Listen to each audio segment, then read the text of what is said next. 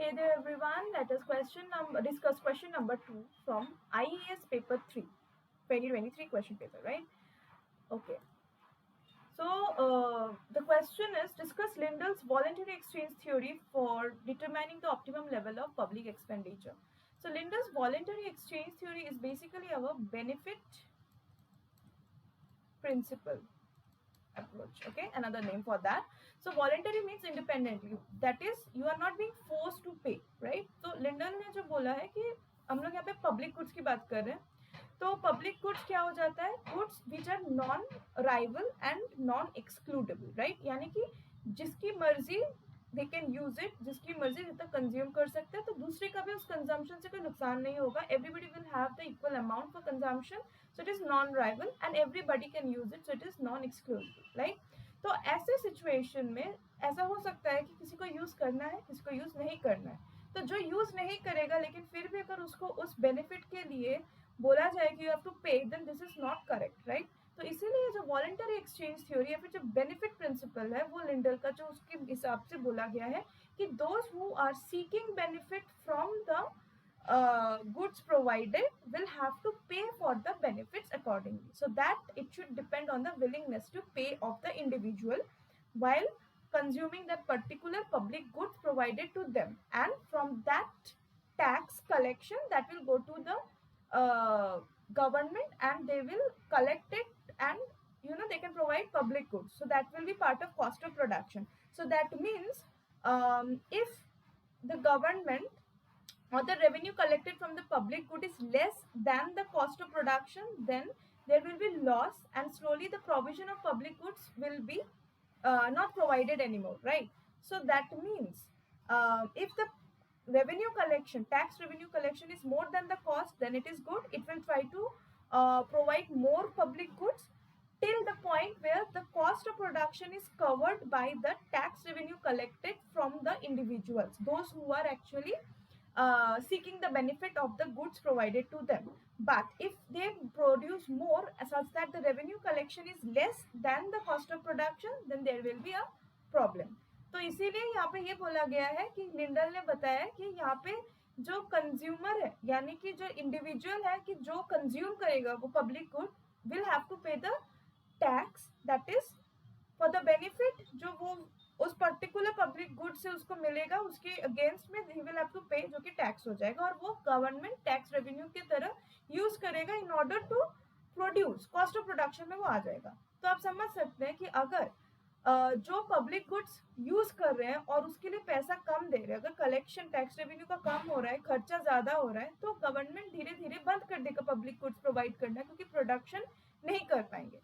और अगर tax revenue collection ज्यादा हो रहा है और कॉस्ट ऑफ प्रोडक्शन उस पर्टिकुलर पब्लिक गुड्स को प्रोवाइड करने की जो कॉस्ट है, इफ दैट इज लेस, तो easily government can increase the supply of the public good for the people, right? तो ऐसा कब तक वो इंक्रीज करेगा? टिल द पॉइंट जहां पे जो cost of providing that public good is exactly equal to the revenue collected from the individuals who are seeking benefit from the public good, right? तो इसका मतलब तो ऑप्टिमम लेवल ऑफ जो public expenditure है वो कैसे हम लोग अचीव कर सकते हैं? So that is basically the point where the total sum of individual contribution equal to the cost of providing the public good. जैसे मैंने बोला कि जितने लोग यूज कर रहे हैं तो वो यूज कर रहे हैं तो उसके अगेंस्ट में क्या दे रहे हैं? टैक्स दे रहे हैं, राइट?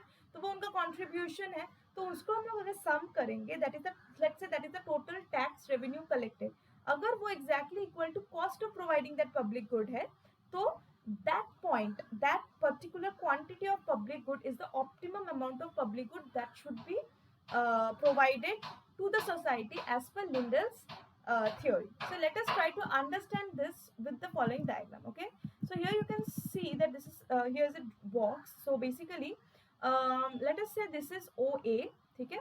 तो OA से अगर हम लोग ऊपर की तरफ जाएंगे, so we are basically measuring say individual is tax share. Okay, मतलब कि इस तरफ हम लोग पर्टिकुलर कमोडिटी जो लिया जा रहा है, यहाँ पे हम लोग का ये जो है हॉरिजॉन्टल एक्सिस में ये है पब्लिक गुड जो कंज्यूम हो रहा है, ठीक है? तो जितना पब्लिक गुड कंज्यूम हो रहा है उसके लिए जितना वो कंट्रीब्यूट कर रहे हैं, जो ए है उसका contribution is we are from going from bottom to top, और ठीक इसका उल्टा जो है इस साइड हम लोगों का आ जाएगा। सपोज मान लीजिए ओ बी है, ठीक है, इंडिविजुअल बी का ओरिजिन है, तो इस साइड पे उसका क्या आ जाएगा, ये बी का शेयर है, बी का शेयर है ऑफ टैक्स, ठीक है। सो अभी जो इंडिविजुअल ए है उसका जो डिमांड कर्व है वो क्या हो जाएगा हमारा, ये हो गया हमारा डी ए, ठीक है। और जो हमारा इंडिविजुअल बी है उसका जो हमारा डिमांड कर्व होगा दिस विल बी दिस, ठीक है।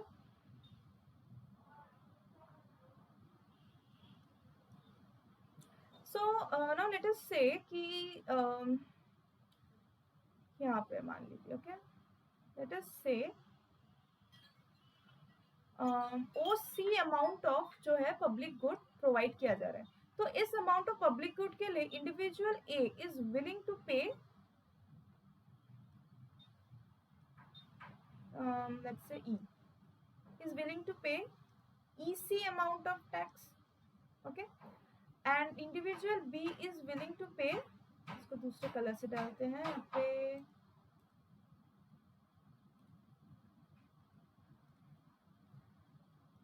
F, ठीक है। तो यहाँ पे टोटल टैक्स रेवेन्यू इतने के लिए कितना कलेक्शन हो रहा है, टोटल टैक्स रेवेन्यू यहाँ पे लिखते हैं ना, टोटल यहाँ पे टैक्स कितना कलेक्शन हो रहा है, देखिए EC प्लस FC है ना, और कॉस्ट कितना है यहाँ पे, ओसी को ओसी प्रोवाइड करने का जो कॉस्ट है दैट इज EC, ठीक है। तो यानी कि दिस इज एक्स्ट्रा, यानी कि tax is greater than cost here, तो government will increase its production. Suppose मान लीजिए वो इंक्रीज करके प्रोडक्शन को यहाँ पे प्रोडक्शन करेंगे अभी, let us say this is OZ amount of production. So जैसे प्रोडक्शन इंक्रीज हो रहा है, now A is willing to pay, so let us say this is point Y, okay. So now from A's point of view, A is willing to pay YZ and B is willing to pay YZ. So and the cost of producing here is basically this much, this whole thing, right? So that means हम बोल सकते हैं कि इस point F पे, यानी कि अगर OZ पब्लिक गुड प्रोवाइड किया जाए तो यहाँ पे tax revenue collected is exactly equal to the cost of producing the or cost of providing the public good, okay. So that is why at point Y this is the Lindel's equilibrium point,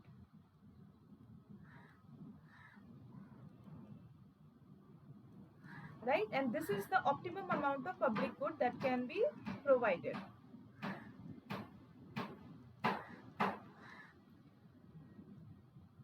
क्यों ये है, इससे आगे क्यों नहीं होगा, अगर इससे आगे होगा तो सपोज यहाँ पे मान लीजिए यहाँ पे अगर गवर्न बनाया जा रहा है इस पॉइंट पे, सो यू कैन सी इतना शेयर जो है